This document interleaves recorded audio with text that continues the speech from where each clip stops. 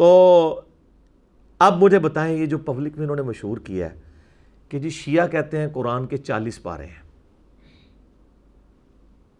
حالانکہ قرآن کے 30 پارے ہیں، حالانکہ قرآن کے 30 پارے بھی نہیں ہیں، وہ بھی مولویوں نے بابوں نے بنائے ہوئے ہیں۔ قرآن کی تو 114 سورتیں تھیں، 7 منازل تھیں، پارے تو بعد میں بنے، جو چیز بنی بعد میں اس کی بنیاد پہ کہ جی وہ کہتے ہیں 40 پارے ہیں اور ہم اہل سنت کہتے ہیں 30 پارے ہیں۔ اور سر 30 پارے بھی تو بعد میں ہیں، نبی علیہ السلام نے تو 30 پارے بنائے نہیں ہیں، ورنہ یہ والا کام ہوا ہوتا کہ سورۃ الحجر کی 99 آیات میں سے 98 آیات پارہ نمبر 14 میں ہوتی اور ایک آیت جو ہے وہ ادھر ہوتی۔ ایک آیت سے کیا ایڈوانٹیج لیا انہوں نے سوائے قرآن کی خوبصورتی توڑ دی ہے۔ اسی طریقے سے جو رکوع ہے نا جی، رکوعوں کی تقسیم بھی بعد میں ہوئی ہے مضامین کے اعتبار سے۔ ایک سب ٹاپک سورت، آپ کو پتا ہے نا آیات مل کے ایک سورت بناتی ہیں، ٹھیک ہے، اور وہ ایک پورا اللہ تعالیٰ کا ایک خطبہ ہوتا ہے، اس میں کئی ایک چھوٹے چھوٹے ٹاپکس ہوتے ہیں، ان کو بعد میں نا انہوں نے تابعین کے دور کے اندر ڈیفائن کیا۔ 558 رکوع ہیں قرآن میں ٹوٹل، وہ مضامین کے اعتبار سے ہوتا ہے۔ اور یہ جو رکوع ہے نا یہ سپاروں کی تقسیم سے بھی بالا ہیں۔ آپ دیکھیں گے کہ سورہ یاسین میں سٹارٹ میں آپ جب دوسرا رکوع دیکھیں گے نا، دوسرا رکوع شروع ہوتا ہے پارہ نمبر 22 میں اور ختم پارہ نمبر 23 میں ہوتا ہے۔ یہ نہیں ہے کہ پارہ اینڈ ہوا ہے تو رکوع ختم ہوا ہے، اس لیے کہ مضمون کمپلیٹ نہیں ہوا تھا، تو رکوع جا کے بعد میں۔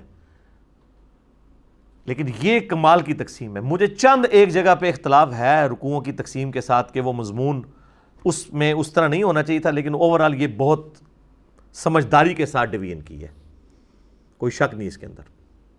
ظاہر انسانی کوشش، آپ اختلاف رائے کر سکتے ہیں۔ تو پاروں کی تقسیم اور رکوعوں کی تقسیم بعد کی پیداوار ہے، تو جو چیز ہی بعد میں ہے اس کے اوپر جھگڑنا، پھر جعلی قصے کہانیاں بنانا کہ جی شیعہ کہتے ہیں 40 پارے، ہم کہتے ہیں 30 پارے۔ سر آپ بھی جو کہتے ہیں نا وہ بھی ویسے ہی کہہ رہے ہیں، پارے شارے تو بنے ہی بعد میں، تو صورتیں تھیں، یہ تو آسانی کے لیے۔ آپ دیکھیں گے سعودیہ کے کئی قرآن ہیں، وہ اگر آپ وہ جو ان کے اپنے لوکل قرآن شروع ہوتے ہیں نا، تو وہ ہمارا تو پارہ شروع ہوتا ہے نا تو نئے پیج سے شروع ہوتا ہے، وہ پیج کے سینٹر سے بھی ان کا پارہ شروع ہو جاتا ہے، کیونکہ وہ اس تقسیم کو اس طریقے سے لے کے نہیں چل رہے ہوتے۔ پھر آگے یہاں پہ آپ دیکھیں گے ہمارے جو مصحف کی تقسیم میں آپ کو ہر پارہ بھی 4 حصوں میں ڈیوائیڈ ہوا ہوا ہے۔ 1/4 ہے جسے ہم ربع کہہ رہے ہوتے ہیں، چوتھا حصہ، ٹھیک ہے، پھر نصف آتا ہے، اس کے بعد جو ہے ثلث آتا ہے، پھر وہ کمپلیٹ ہوتا ہے۔ لیکن آپ عرب کے قرآن دیکھیں گے نا جو عربیوں کے ہیں، اس میں یہ والی تقسیم نہیں ہوئی ہوگی۔ ظاہر ہے یہ تو عربیوں کو تو پتہ ہے کہ یہ کیا ہے۔ اچھا ہمارے یہاں پہ کئی ایک صورتیں ہیں جن کے نام ہمیں زبانی یاد ہیں، لیکن آپ عرب ملکوں میں جائیں نا تو آپ وہاں قرآن کھولیں تو ان صورتوں کے نام ہی وہ نہیں ہوں گے، انہوں نے دوسرے نام لکھے ہوں گے، وہ بھی ثابت ہے۔ مثلا ہم یہاں سورۃ المؤمن کہتے ہیں، عرب کے لوگ اسے سورہ غافر کہتے ہیں، غافر کا لفظ بھی اس میں موجود ہے، المومن کا لفظ بھی موجود ہے۔ ہم کہتے ہیں سورہ بنی اسرائیل، عرب کے قرآن آپ دیکھیں گے تو لکھا ہوگا سورۃ الاسراء، سبحان الذی اسریٰ بعبدہ۔ ہم یہاں عجم میں کہتے ہیں سورہ حامیم السجدہ، عرب کے لوگ اسے کہتے ہیں سورہ فصلت، کتاب فصلت آیاتہ۔ تو یہ دو نام ہیں، لیکن عرب و عجم میں چاند ایک جگہ پہ فرق چل رہا ہے۔ ہم سورۃ الملک کہتے ہیں، حالانکہ سورہ تبارک بھی اس کے لیے استعمال ہوتا ہے، دونوں چلتے ہیں۔ تو پاروں کے اوپر یہ جھگڑتے رہے اور پاروں کی ڈویژن تو ہوئی بعد میں۔ اس کے بعد میں اپنے مسلمان بھائیوں اور بہنوں سے کہوں گا، کسی بھی فرقے کے ہیں، آج تک آپ میں سے کسی نے زحمت کی کہ کبھی شیعہ کی مسجد میں جا کے، جس کو آپ لوگ امام بارگاہ کہتے ہیں اور وہ اس کے اوپر پروٹیسٹ کرتے ہیں، وہ کہتے ہیں امام بارگاہ ہماری علیحدہ ہوتی ہے، ہم نے باہر لکھا ہوتا ہے مسجد و امام بارگاہ، ہم بھی اپنی عبادت گاہ کو مسجد ہی کہتے ہیں، وہ کہتے ہیں آپ ہم پہ تھوپ رہے ہیں، ٹھیک ہے۔ جس طرح یہاں پہ مساجد کے ساتھ مزار بنے ہوئے ہوتے ہیں، تو اب کتنا ظلم ہے کہ آپ اس مسجد کو مزار کا نام دے دیں، وہ الگ ہوتی ہے۔ اس طرح ان کی جو امام بارگاہ والی ایکٹیویٹیز ہیں وہ الگ، ایک انہوں نے اس کے ساتھ ایڈجسنٹ بلڈنگ بنائی ہوئی ہوتی ہے، مسجد الگ ہی ہوتی ہے، اس لیے لکھا ہوتا ہے باہر مسجد و امام بارگاہ۔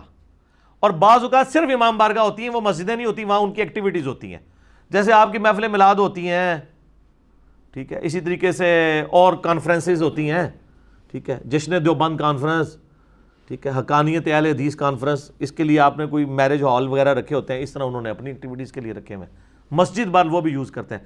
آج تک شیعہ کی مسجد میں جا کے کسی نے قرآن کھول کے پڑھا ہے؟ کہ قرآن کے وہ 30 پارے مانتے ہیں، 40 پارے، اس کو تو چھوڑ دیں، یہ تو بات ہی جعلی نکلی، پہلی تو بات پاروں والی، 114 صورتیں ہیں یا وہاں پہ کچھ اور ہیں۔ تو آپ حیران ہوں گے کہ سنی اور شیعہ کا ایک ہی قرآن ہے، ہینڈ رائٹنگ ایک ہے، کاتب ایک ہے۔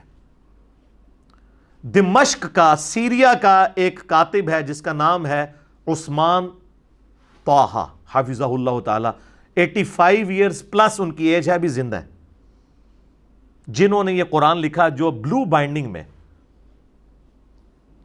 خط نسخ جو ہمارا یہ سب کانٹیننٹ میں پڑھا جاتا ہے اس کے اعتبار سے یہاں چھپتا ہے، اور خط ریحان میں نا گرین بائنڈنگ میں جو عرب کا سٹائل ہے وہ بھی اسی بندے نے لکھا ہوا ہے، وہ وہاں سے چھپتا ہے۔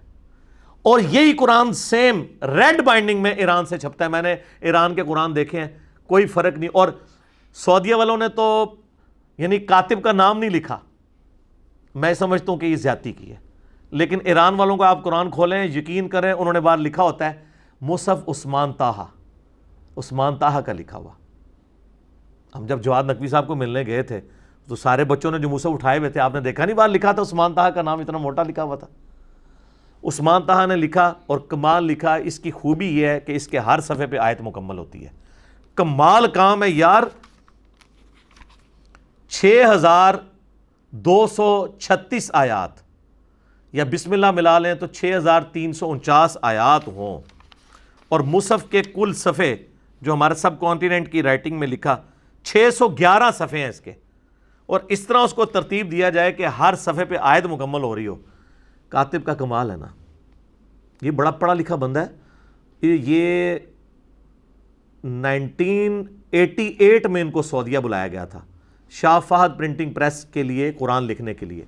یہ 10 سال سعودیہ میں رہے ہیں، اور اس 10 سالوں میں انہوں نے 4 مصحف لکھے ہیں، اور وہ مصحف اللہ کے فضل سے پوری دنیا میں چل رہے ہیں، جن میں سے ایک یہ مصحف ہے ہمارا اجمی خط نسخ والا سٹائل، ایک خط ریحان والا ہے جو تھوڑا سا چپٹا کے لکھا جاتا ہے، جو یہاں پہ لوگ کہتے ہیں وہ یارو ساڈا قرآن دیو سانو، حالانکہ وہ لکھا ہوتا ہے، ٹھیک ہے، تو وہ بھی اس نے لکھا ہے، اور ماشاءاللہ اس کا قرآن پوری دنیا میں چل رہا ہے۔ ایران والوں نے بھی اسی سے رائٹس لیے ہیں، وہ ریڈ بائنڈنگ میں وہ قرآن چھاپ رہے ہیں۔ آپ دیکھیں گے جدھر جدھر جو آیت مکمل ہو رہی ہے وہی ایران والوں کا قرآن بھی، چونکہ ہے ہی وہ ہے تو کوئی فرق نہیں ہے۔